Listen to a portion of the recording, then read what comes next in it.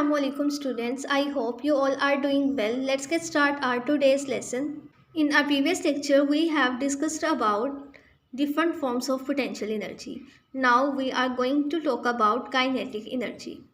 Kinetic energy is a form of energy that is stored in a body due to its motion. For example, a moving bus or running tap water possesses kinetic energy. This energy is denoted by capital K dot capital E, and the amount of kinetic energy depends upon the mass of object and speed of object. For example, a train has more kinetic energy than a moving car. As the mass of train is greater, so it possesses more kinetic energy than a car. All moving objects possesses kinetic energy. For example, the moving air or wind has kinetic energy. Due to this energy, the wind can move leaves and twigs of trees. Similarly, flowing water in a river can move things in it. As the moving water has kinetic energy, so it has ability to move things. There are several forms of energy. For example, heat energy, light energy, electrical energy and sound energy. We will discuss about these forms of energy one by one. The first form of energy is heat energy. Heat energy is actually movement of particles within a substance. Heat can move from one place to another place. So when we heat an object, so its particles move and collide faster. So we can say that heat is moving from one place to another place. We use heat to cook food, and heat can also changes solid into liquid and then liquid into gas or in vapor state.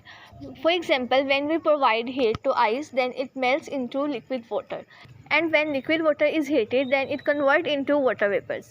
Students, kinetic energy क्या होती है? Kinetic energy वो energy है जो किसी object या किसी body में उसकी मोशन की वजह से स्टोर होती है। यानी जब भी कोई ऑब्जेक्ट मूव करता है तो उसके अंदर जो एनर्जी स्टोर होगी वो काइनेटिक एनर्जी होगी। फॉर एग्जांपल, अगर कोई बस या कोई कार वगैरह चल रही है तो उसके अंदर उसकी मूवमेंट की वजह से जो एनर्जी स्टोर होगी वो काइनेटिक एनर्जी होगी।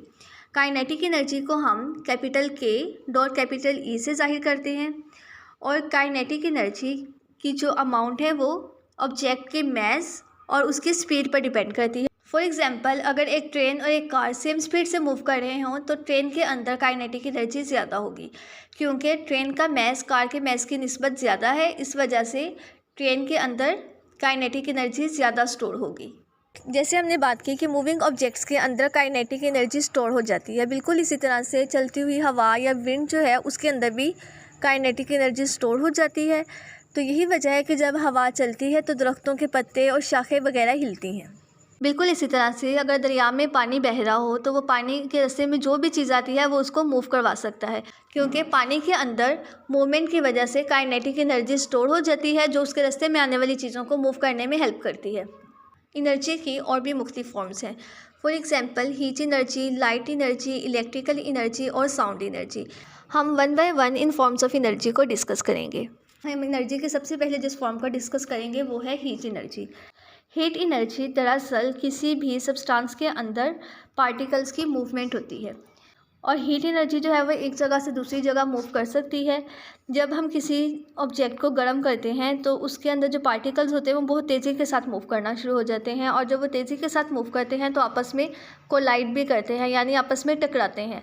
और इस तरह से पार्टिकल्स की कोलिशन की वजह से, यानी पार्टिकल्स के टकराने की वजह से जो हीट एनर्जी है वो एक जगह से दूसरी जगह मूव कर सकती है।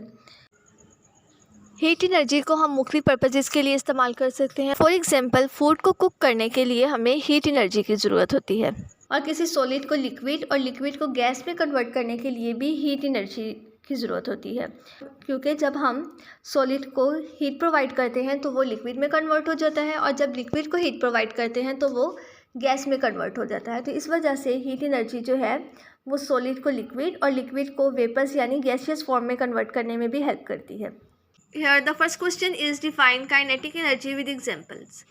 About kinetic energy, we have discussed that kinetic energy is the energy which is stored in a body due to its motion. For example, a moving bus and a running tap water possesses kinetic energy. Similarly, moving air or wind has kinetic energy. And due to this stored kinetic energy, air can move leaves and twigs of trees. Flowing water also possesses kinetic energy. Then the next question is, what do you know about heat energy?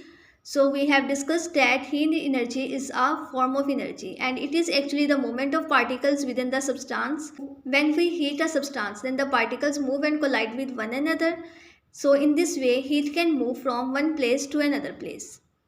तो students, आज के lesson में जो हमारे पास first question है कि kinetic energy की तारीफ करें और मिसालें दें। तो काइनेटिक एनर्जी को हम ऐसे डिफाइन करेंगे कि किसी जिस्म में उसकी हरकत के बाइस मौजूद एनर्जी काइनेटिक एनर्जी कहलाती है, जैसे चलती हुई बस और टूंटी के बहते हुए पानी की एनर्जी। इसी तरह चलती हुई हवा या विंड में भी काइनेटिक एनर्जी होती है और दरिया में बहते हुए पानी में भी काइनेटिक एनर्जी होती है। इसके बाद हमारे पास नेक्स्ट क्वेश्चन है कि हीट एनर्जी के बारे में आप क्या जानते हैं। तो हीट एनर्जी के बारे में हमने डिस्कस किया कि हीट दरअसल किसी शय के अंदर ज़र्रात की हरकत है। जब हम किसी चीज़ को गर्म करते हैं तो उसके ज़र्रात तेज़ी से हरकत करते हैं और आपस में टकराते हैं और इसी कोलिजन के बायस जो हीट होती है वो एक जगह से दूसरी जगह हरकत कर सकती है। और हीट एनर्जी को हम खुराक बनाने के लिए इस्तेमाल करते हैं। इसके अलावा हीट एनर्जी जो है वो मैटर की स्टेट को भी चेंज करने में हमारी हेल्प करती है, जैसे ठोस को लिक्विड में, लिक्विड को गैस में कन्वर्ट करती है। ओके स्टूडेंट्स, आज का लेसन आपका यहीं तक है। इसमें जो आपको क्वेश्चंस बताए गए हैं उनको आप लोग अच्छी तरह से लर्न कर लें। Thank you very much. अल्लाह हाफिज़।